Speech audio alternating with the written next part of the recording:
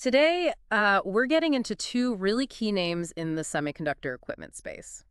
That's ASML and Lam Research, or LRCX. Right. These two are absolutely critical. I mean, they basically build the machines that make the chips that run everything. Understanding them is crucial for understanding tech's future. Exactly. So today's deep dive, we're really focusing hard on the data. We're looking at institutional moves, who's buying, who's selling. Yeah. We'll scrutinize the charts, recent price action, historical performance too. And analyst views, right? What the street thinks, price targets, all that. Definitely. We've got 13F filings, technical charts, historical data, Bloomberg consensus numbers.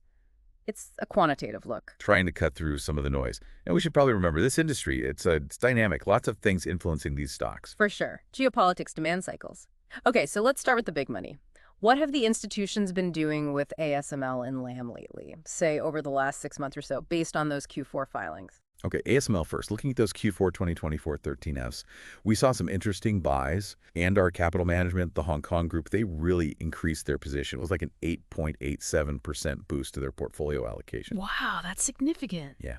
And Hillman Capital Management, too, they added their position grew by about 3.27%. So, some bullish signals there. Right. Any big sellers getting out of ASML around the same time? Yes, actually. Lone Pine Capital made a pretty big move out. They sold over 100,000 shares. About 109,547 to be exact. That was almost a 20% reduction in their holdings. 20%. Okay, that's not just trimming. That sounds like a real shift in conviction. It certainly suggests that, yeah, maybe concerns about growth, maybe just reallocating capital elsewhere. It's a notable exit. Interesting. So a bit of a mixed bag for ASML on the institutional front in late 24.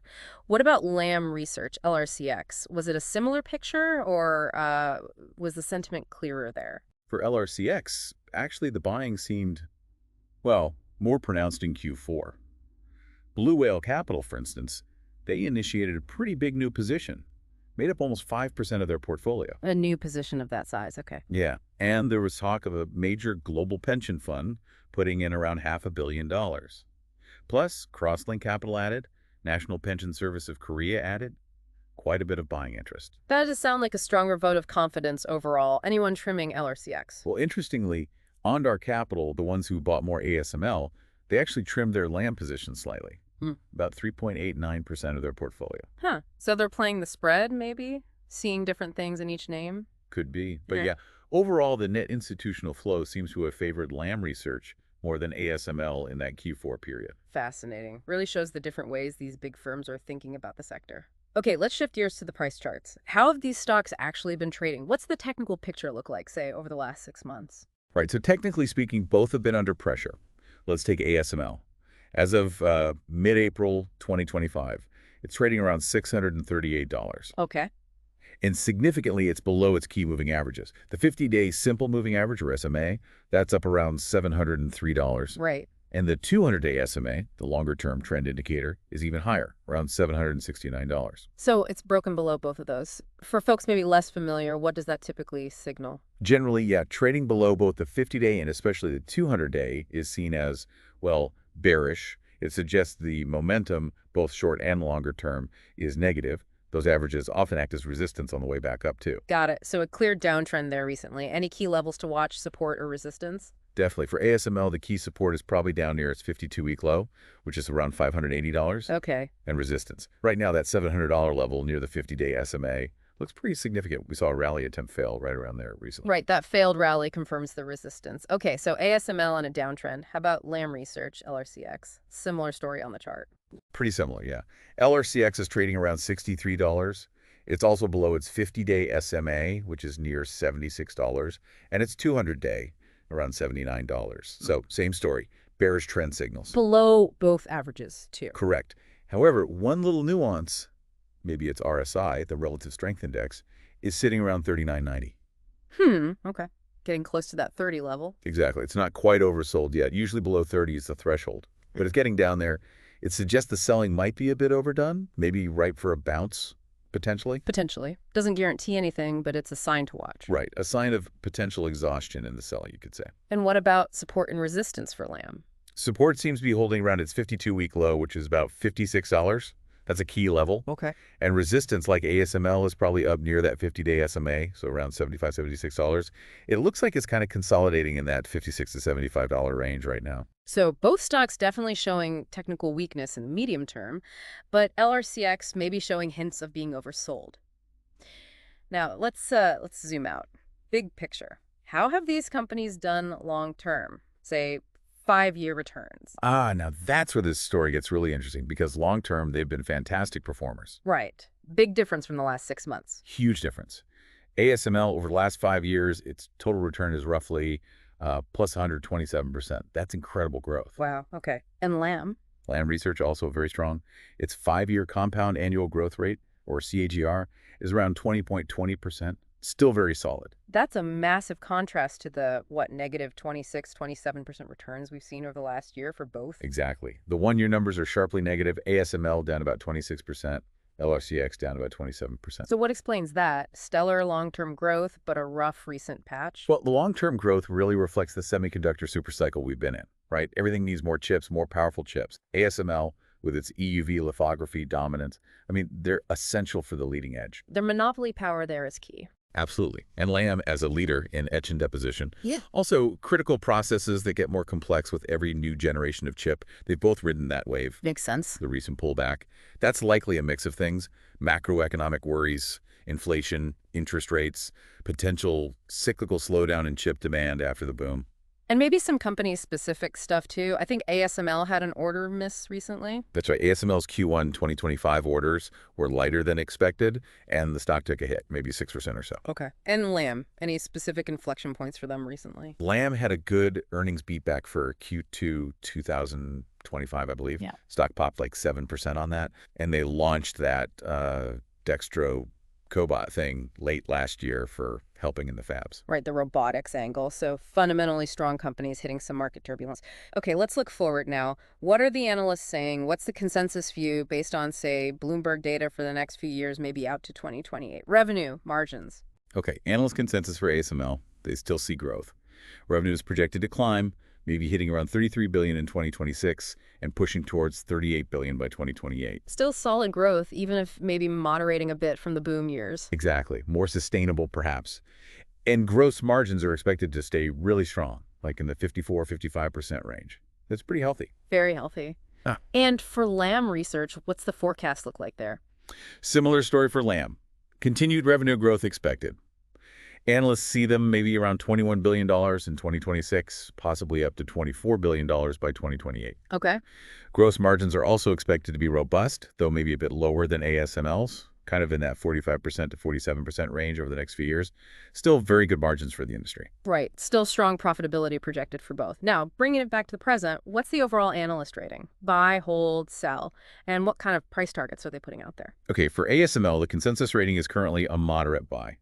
And that's based on about 10 analysts covering it, 8 buys, 2 holds, and importantly, 0 sells. No sells. Yeah, that's right. And the price target? The average 12-month price target is pretty optimistic, around 906.60s. That implies, what, over 40% upside from where it's trading now? Over 40% upside potential. Wow, despite the recent chart weakness. Yeah. Though there's a wide range in those targets. The low is around €500. The high is way up at 970.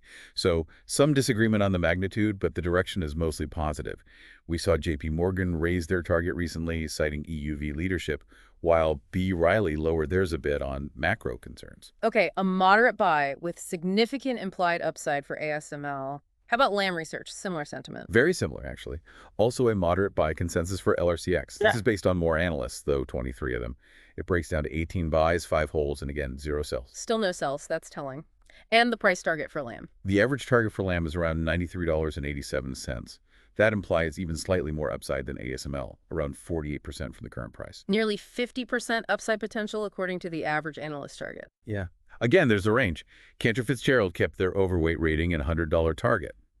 Bank of America trimmed their target slightly, but kept a buy. Oppenheimer lowered theirs, but kept an outperform. So, some adjustments, but the overall positive stance remains. So across the board, analysts seem to be looking past the current dip and focusing on the longer-term potential, suggesting pretty significant upside for both companies. That definitely seems to be the takeaway from the consensus data. They see the recent weakness more as a buying opportunity, it seems, than a fundamental breakdown. Okay, let's try to synthesize this a bit. If we had to sketch out, say, a bullish versus bearish scenario for each over the next couple of years. Sure. For ASML, the bullish case is probably centered on continued strong adoption of EUV, especially high-A EUV. If their backlog stays robust and grows, you could see the stock pushing towards, I don't know, maybe $950, even $1,100 like some targets suggest. Driven by that tech leadership. Exactly, the bearish case. A deeper semiconductor downturn, maybe prolonged macroeconomic weakness, or perhaps more significant trade restrictions impacting their sales to key regions. That could see the stock maybe stuck down to the $650 range, or potentially lower if things get really bad. Right. Macro and geopolitical risks are key there. And for Lam Research, bull versus bear. For Lam, the bull case is really tied to AI. All that investment in AI infrastructure requires tons of advanced memory and logic chips, which drives demand for Lam's etch and deposition tools, what they call wafer fab equipment, or WFE. If that AI-driven demand stays strong and they execute well, maybe you see the stock hit $110. The AI tailwind. Yeah, the bear case for Lam. Things like inventory corrections in the memory market, which can be cyclical, or potential tightening of export controls to China, which is a significant market for them. That could put pressure on the stock, maybe keeping it down in that $60–65 range we talked about earlier, or revisiting the lows. Okay, clear risks and catalysts for both. Before we wrap up, maybe just a quick reminder of who these companies are at their core. Sure. ASML, founded in the Netherlands, 1984, now led by Christophe Fouquet. Their big thing, as we said, is lithography, especially that near monopoly in EUV, massive R&D, deep customer ties. The linchpin for advanced chips? Precisely. And Lam Research, founded 1980 in California, CEO Tim Archer. They're leaders in wafer etch and deposition, basically carving and building up the intricate layers on a chip. They also have a strong aftermarket service business, recently pushing into things like dry resist tech and those cobots we mentioned, expanding in places like India too. Got it. Both absolutely essential in the chip-making process. Any final thoughts maybe from management we should touch on? Well, ASML's outgoing CEO, Peter Wenning, he called 2024 a transition year, sort of managing expectations. But he also highlighted their huge $38 billion backlog, which is a sign of future demand. Right, that backlog is key. And Lam CEO Tim Archer often emphasizes how the increasing complexity and performance demands for chips really play to Lam's strengths in materials engineering and process control. So management seems confident in navigating the current environment, pointing to their specific strengths. Generally, yes. Both are seen as having very experienced leadership teams dealing with a complex, cyclical, but ultimately growing industry. Okay, so summing up this deep dive, Mm. we've seen some mixed signals in recent institutional buying, especially for ASML. Mm-hmm. Technically, both stocks are in a downtrend short term, which contrasts sharply with their really strong long-term historical growth. Right. And that contrast is also reflected in the analyst views. Despite the price drops, analysts remain broadly positive, seeing significant potential upside based on future growth projections, especially driven by long-term trends like AI. But there are definitely risks. The semiconductor cycle, macroeconomic headwinds, trade issues, those are real concerns. Absolutely, it's a balance. Which leaves us with a final thought for our listeners, perhaps. How will that tension resolve? You've got this powerful AI-driven demand pushing for more advanced chips, needing equipment from ASML and Lam, but then you have these broader economic uncertainties. Which force wins out in shaping their performance over the next few years? That's the key question, isn't it? Something to definitely keep an eye on as you consider these companies or the sector. Indeed. Lots to think about. And of course, if you have other companies or topics you'd like us to dive into next time, let us know.